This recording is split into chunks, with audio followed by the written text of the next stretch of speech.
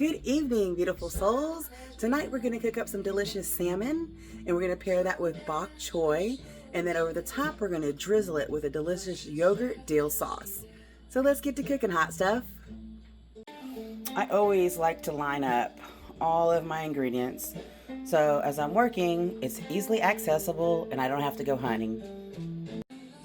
The next thing I like to do is prep all of my ingredients. So I go ahead and get the mincing, grating, all that done. Then I move on to my chopping and dicing. That way it makes the flow so much easier. When you're prepping your salmon, make sure that you pat it dry. You want to get as much moisture out of it as you can because this helps you end up with a crispier fish.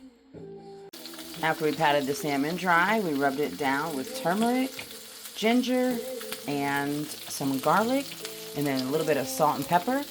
Then you slide it in the medium-high heat, skin side down first, and you want to cook that about 3 or 4 minutes and flip it. While your salmon's cooking, we're going to go ahead and get our bok choy ready. So we're going to oil the pan, get it going on a medium-low, and start browning all of our aromatics.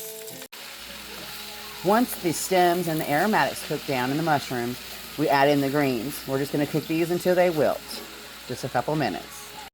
And last but not least, for sure, we're going to add a little bit of soy sauce. Y'all know I like the dark mushroom flavored. I get that at the international market. And then a splash of rice vinegar and sesame seed, baby. Measure with your heart. And here is our delicious yogurt-based sauce. About a half a cup of yogurt, about a teaspoon of lemon zest, juice of a half of a lemon. I did about 4 sprigs of the fresh dill.